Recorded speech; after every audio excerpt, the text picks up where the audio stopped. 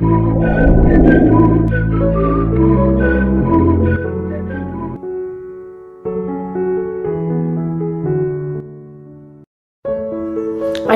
ஆண்டவராகிய இயேசு கிறிஸ்துவின் நாமத்தினாலே அன்பின் வாழ்த்துக்கள். இன்றைய வேத வசனம் செப்பனியா 3:15. கர்த்தர் உன் ஆக்கினைகளை அகற்றி உன் சத்துருக்களை விலக்கினார்.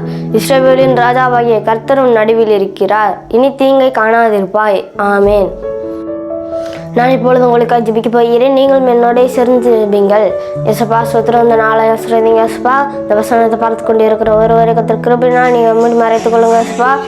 கிருபையை நீங்கள் நிரப்புங்க எசப்பா. ஒவ்வொருத்தர் நடுவிலையும் நீங்கள் இருந்து ஒவ்வொருத்தருடைய தீங்கையை காணாதபடி கர்த்தர் பாதுகாத்துக் கொள்ளுங்க எசப்பா.